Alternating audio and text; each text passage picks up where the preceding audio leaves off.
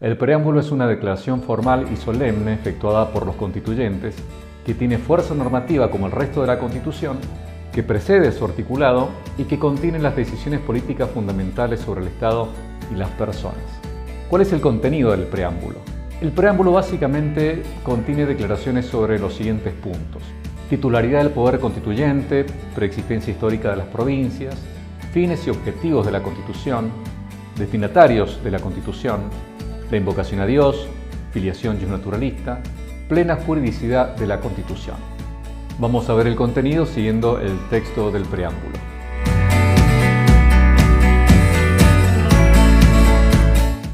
Empieza diciendo: nos, los representantes del pueblo de la nación argentina. En primer lugar, cuando dice nos, los representantes, están hablando en primera persona del plural y en representación del pueblo, que es donde radica el poder político. Porque si bien el pueblo es el soberano, el poder político no lo ejerce directamente, sino a través de sus representantes, en este caso de los constituyentes. Esto es acorde con la ideología liberal clásica vigente en esa época. Si querés tener un conocimiento un poco más profundo de los principios del liberalismo clásico, en el canal puedes encontrar un video sobre este punto. Ya en esta parte del preámbulo queda expresada la democracia representativa que se enuncia en el artículo 22, cuando dice que el pueblo no delibera ni gobierna sino a través de sus representantes. El principio de soberanía del pueblo queda enunciado en la misma Constitución. Así surge el artículo 33, cuando habla de la soberanía del pueblo como fuente de los derechos implícitos. La misma idea la repite el artículo 37 sobre los derechos políticos, que también se refiere a la soberanía popular. De todos modos, el término pueblo usado en el preámbulo debe ser precisado en armonía con el resto de la Constitución. No quiero complicarla, pero las cosas no siempre son tan sencillas. Después, en otro video, vamos a volver sobre el tema del pueblo.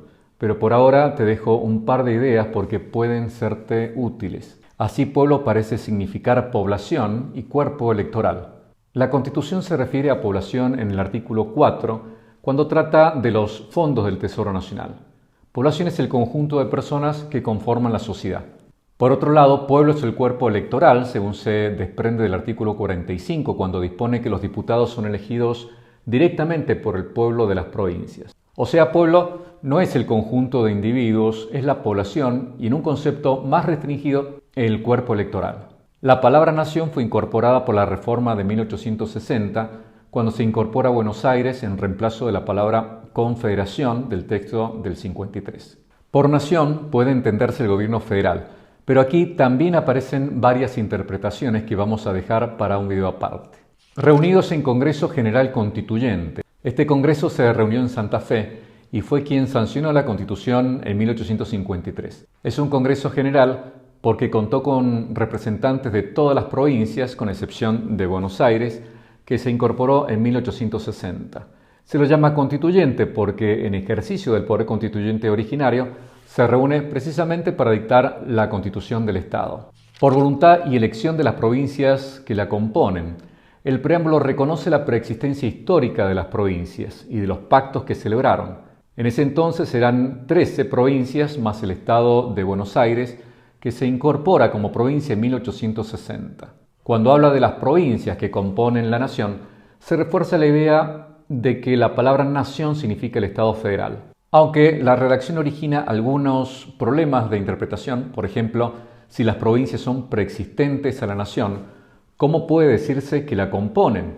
Y si no son preexistentes a la nación, significa que la nación, como Estado federal, es anterior a las provincias.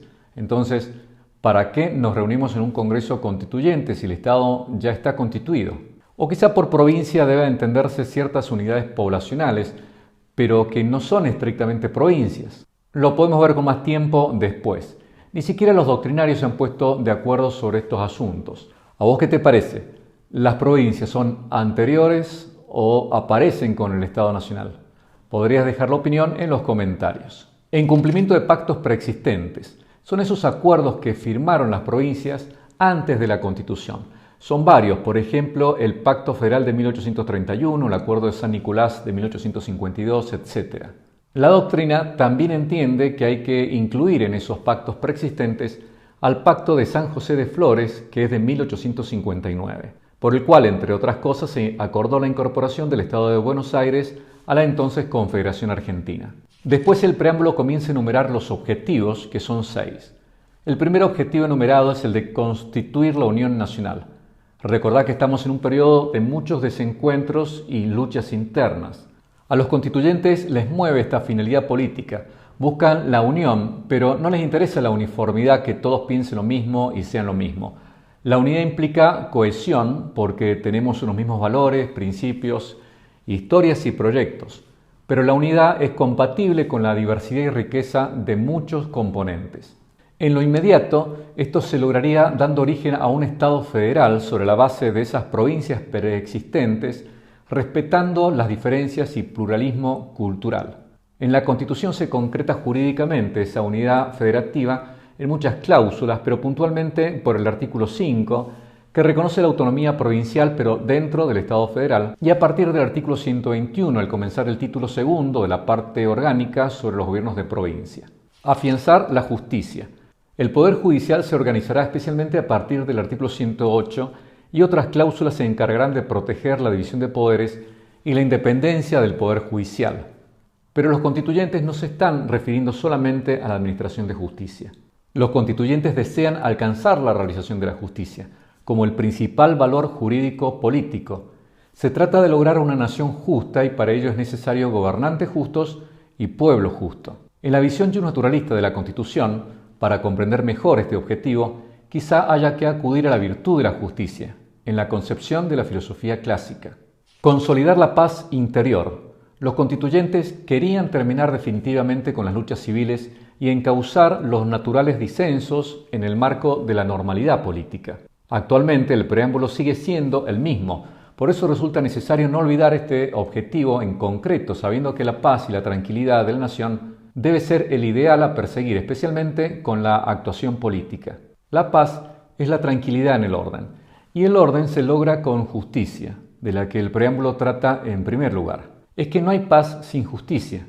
Proveer a la defensa común. No se trata solamente de la defensa bélica, excede lo militar.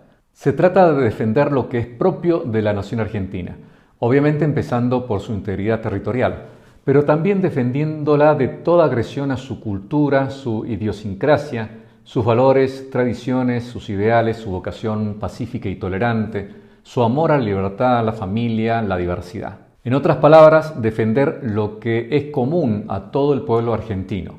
Promover el bienestar general. Esto es el bien común de la filosofía clásica, según lo ha dicho la misma Corte. El bienestar general no coincide con el estado de bienestar ni el progreso indefinido de algunas ideologías del iluminismo. Es el conjunto de circunstancias que permiten el desarrollo integral del hombre, es decir, en sus aspectos materiales, pero también culturales, espirituales y de valores y principios. En consonancia con este objetivo, seguramente después vas a estudiar la cláusula de progreso. Tenés que ir al artículo 75 sobre atribuciones del Congreso. El inciso 18 habla de proveer lo conducente a la prosperidad del país y el 19 de proveer lo conducente al desarrollo humano. La centralidad en nuestra Constitución la ocupa el hombre, pero en comunidad. Se aparta tanto de extremismos individualistas como colectivistas, visiones materialistas como demasiado espiritualistas. Asegurar los beneficios de la libertad. Los constituyentes ven en la libertad un valor supremo. Esto es garantía contra toda forma de totalitarismos, manifiestos o encubiertos en formas democráticas. La libertad es para todos, no solo para las mayorías, pero tampoco para grupos o sectores minoritarios. Al mismo tiempo, esta libertad no es la declamada por el liberalismo individualista. En una interpretación armónica de la Constitución, esta libertad debe ser entendida como libertad en la comunidad, para el bien común. Fíjate que la libertad aparece después de la justicia y la paz. Es una libertad que protege de la intromisión indebida del Estado y de los demás en el área de intimidad, como dice el artículo 19, y al mismo tiempo no la desvincula del bien común. La libertad forma parte de un plexo de valores que la Constitución propone con fuerza normativa, pero debe ser entendida en esa relación con el resto de los valores, especialmente la justicia, el respeto a los demás, las libertades ajenas, el principio de solidaridad, la responsabilidad personal, etc. Después de anunciar los fines, el preámbulo pasa a mencionar los destinatarios. Aquí se evidencia el espíritu generoso del pueblo argentino a través de sus constituyentes. Argentina nace como un país original. La Constitución ya es original. Obviamente tiene sus fuentes normativas e inspiradoras. Es innegable la semejanza del preámbulo con el de la Constitución norteamericana, pero no es una copia textual de ninguna otra. Toma ingredientes del constitucionalismo liberal, pero deja de lado lo que no es conveniente a los valores que la mueven. Los primeros beneficiarios de la Constitución somos nosotros. Los fines y valores del proyecto político deben concretarse aquí, ya y ahora, o sea, en nosotros en concreto. Debe movilizar a la actuación política práctica, verificable y medible para nosotros. No se trata de promesas que verán las próximas generaciones. Debe traducirse en logros actuales. Pero también el constituyente se adelanta y piensa en las generaciones futuras. También va dirigida a nuestra posteridad. Se puede decir que un principio moderno como el de solidaridad intergeneracional ya estaba enunciado en el preámbulo. Un siglo y medio después, con la incorporación de los derechos ambientales en el artículo 41, se vuelve a hablar expresamente de las generaciones futuras. Finalmente, el preámbulo acoge a todos los hombres del mundo que quieran habitar el suelo argentino. Esta apertura al mundo se concreta en la misma Constitución, especialmente cuando promueve la igualdad entre nacionales y extranjeros en el goce de los derechos civiles, por el artículo 20, y el fomento de la inmigración europea en el artículo 25. De todos modos, el Estado argentino puede limitar sus políticas inmigratorias conforme a las leyes que reglamenten su ejercicio. Y sería absurdo sostener que los extranjeros que no son habitantes tengan más derechos que los habitantes mismos. Después de terminar de mencionar a los destinatarios, el preámbulo realiza una original invocación. Se aparta nuevamente de su modelo norteamericano y le imprime una personalidad única e irrepetible. Los constituyentes se fijan en sus modelos, pero tienen la madurez y valentía de continuar forjando una personalidad única a la nación. Invocan a Dios como fuente de toda razón y justicia. La doctrina no duda en admitir que nuestra Constitución es justnaturalista, es decir, entiende que el parámetro de lo justo no lo establece el Estado, sino que está en una fuente superior y externa a la ley positiva, que es Dios mismo. Esto ayuda a prevenir totalitarismos de apariencia legal. La Constitución quiere decir que la justicia no es solo lo que manda la ley, que la medida de esa justicia no la da la ley misma ni el Estado, sino las exigencias de la naturaleza humana. La doctrina no duda en reconocer la afiliación justnaturalista de la Constitución, pero no es uniforme en cuanto a la corriente justnaturalista a la que adhiere. Básicamente existe un justnaturalismo de la filosofía clásica, es decir, de la aristotélica tomista, y un justnaturalismo enraizado en las corrientes del iluminismo. Te dejo en la pantalla ahora los principios doctrinarios del iluminismo. En esa interpretación armónica de la Constitución de la que hablamos recién, parece razonable pensar que estamos hablando del justnaturalismo clásico. Para vos, ¿de qué justnaturalismo está hablando el preámbulo? ¿De la filosofía aristotélica tomista o del teísmo liberal? Pensalo y si querés compartir tu opinión, podés dejarla en los comentarios. Así nuestra Constitución es declaradamente teísta, no neutral ni laicista, ni mucho menos atea. Esto lo vamos a ampliar cuando veamos el artículo 2. Queda por establecer a qué Dios se está refiriendo. En un análisis sistémico de la Constitución formal y del estudio de la misma Constitución material, el Dios del preámbulo, en consonancia con el artículo 2 de la Constitución, parece ser el Dios católico. Pero la doctrina no es uniforme en este sentido. Ello sin perjuicio de la libertad de cultos del artículo 14 y el amplio respeto a toda forma de libertad. Más allá de estas posiciones, y de algo no cabe duda, es que la Constitución declara la existencia de Dios. Finalmente, el preámbulo termina diciendo: ordenamos, decretamos y establecemos esta Constitución para la nación argentina. Una de las mayores discusiones en torno al preámbulo es su fuerza normativa. Hay quienes le han negado toda especie de obligatoriedad jurídica, reduciéndolo por poco a una simple expresión de deseos. Otros entienden, en base a muchas razones, que no damos ahora para no hacer el video demasiado largo, que el preámbulo no solo tiene fuerza interpretativa, sino que comparte la misma fuerza normativa que el resto de la Constitución. Es que el preámbulo integra la misma Constitución. Lo cierto es que la interpretación que ha hecho la jurisprudencia sobre el preámbulo ha ido evolucionando a favor del reconocimiento de su fuerza jurídica.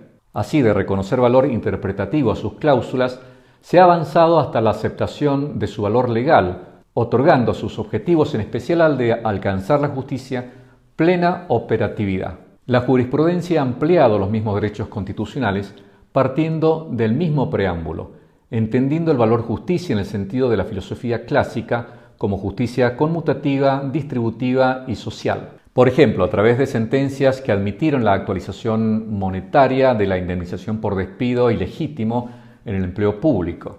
El objetivo de promover el bienestar general fue el fundamento por el cual se ordenó oportunamente al Estado el cumplimiento de compromisos asumidos de producir la vacuna contra la fiebre hemorrágica.